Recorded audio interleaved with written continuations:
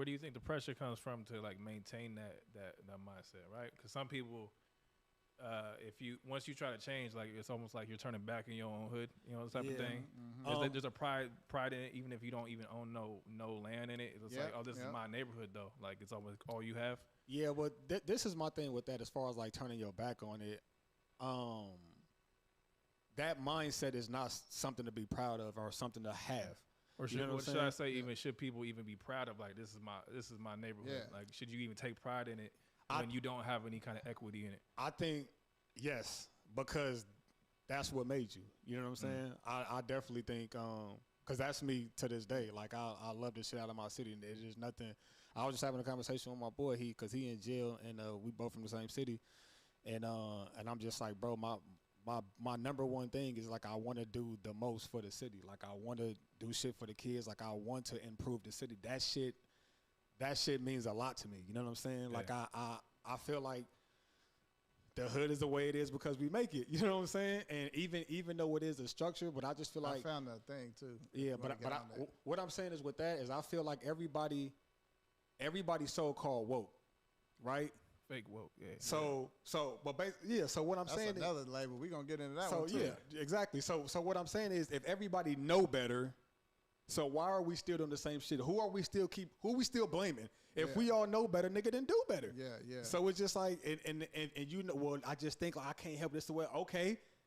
Yeah. So where do we go from there? The fact that you could say that, like, I know this and that, but that just means at the end of the day, it's like you don't want to. You ain't gonna say exactly, because it's easier to point the finger. You know what I'm saying? It's just like it takes the responsibility off of you to be like, well, it's because of this I'm like this. So that could be the case, but what are you willing to do to change that thinking? You know what I'm saying? And let's talk about too the fact that, like, at the end of the day, you know what I mean? Let's keep it real. Like, a lot of times that shit will give the impression that it's cool. You feel me? Like then it turns into the girls. You feel me? They like the bad guys. You feel me? That whole nice guys always finish last. So that even breeds into the men got to be hard. They got to be with the shit because they're gonna attract women. You know what I'm saying? Have you ever heard nobody who like looks at like being from somewhere where it's a nice area as like a negative? You know what I mean? Like people don't want to say they're from Walnut Creek. Because there's nothing cool about it. Oh, yeah. You don't remember being in schools like someone's like, oh, this school is hella weak. Why? It's like there's not hella fights. Like that's how they gauge like how cool their school was. Check this out. It's funny that we bring that up, right? I was talking to a white dude that was like from those areas, like Walnut Creek. You know, they talk about each other the same fucking way hood people do. Oh, they have their little rivalries within their own shit community. like that. Yeah, they was like, oh, like they was from like Walnut Creek, like, oh, they're from Lafayette, and they act like, you know what I'm saying? And I just thought that shit was crazy. Inner beefs and shit. That's a human thing.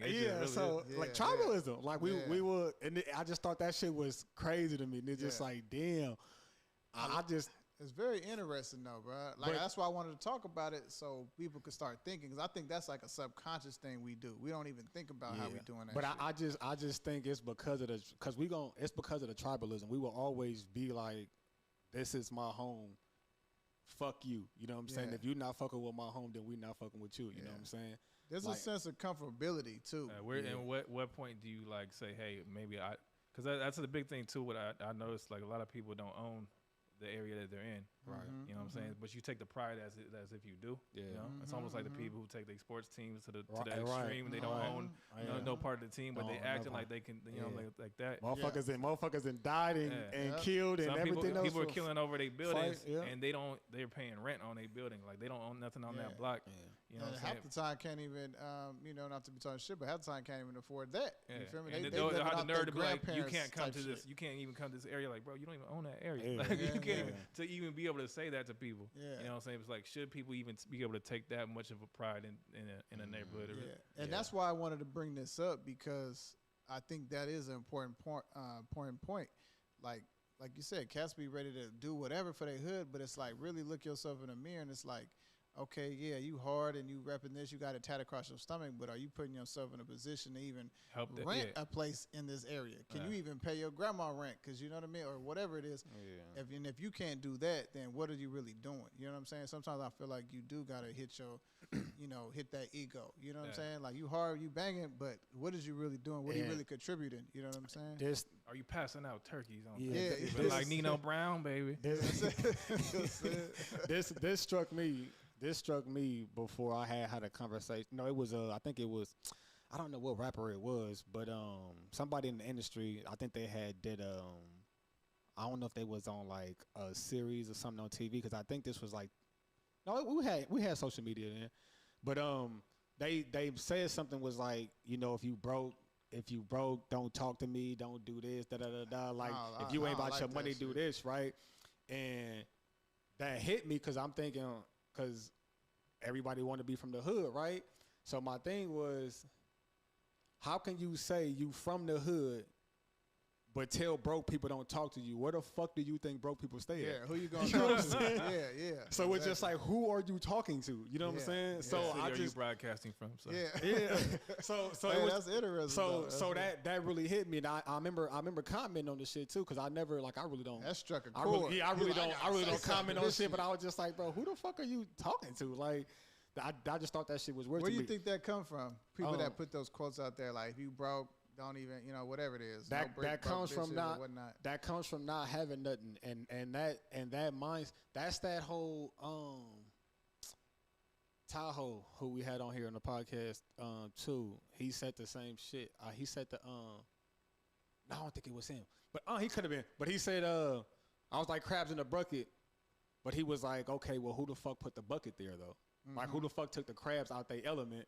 Yeah. And put them in a bucket, so they're grabbing each other. You feel me? Because the crab's supposed to be in the water and shit. You know what I'm saying? Yeah. So, so I get it, but it's just like in a crabs in a bucket scenario. It's just like once a motherfucker get money, he just kind of like, man, I'm from here, but I ain't fucking with you niggas like that. Yeah. And that's how you get the whole, he turned his back on the hood or whatever the case is. It's like, nigga, that's the goal. That's the goal to get out of here. So why would I want to fucking stick around? You know what I'm saying? I think there's a sense of insecurity with that too. Like insecure for sure. Like, that's how that is. The loudest, you know what I mean? Loudest cat in the room or whatnot, all them sayings.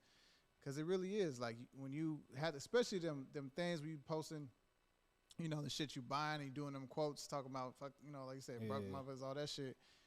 Like somebody that's really doing it and really getting their issue and is really at peace and shit, they don't even have the want to be doing all that shit. When you think you just a little bit up on everybody that's around you, you be like, I want to make sure motherfuckers know I'm out here doing my thing. I'm insecure. That's what it is. I'm insecure. There ain't no other way to put that. And another thing that's fascinating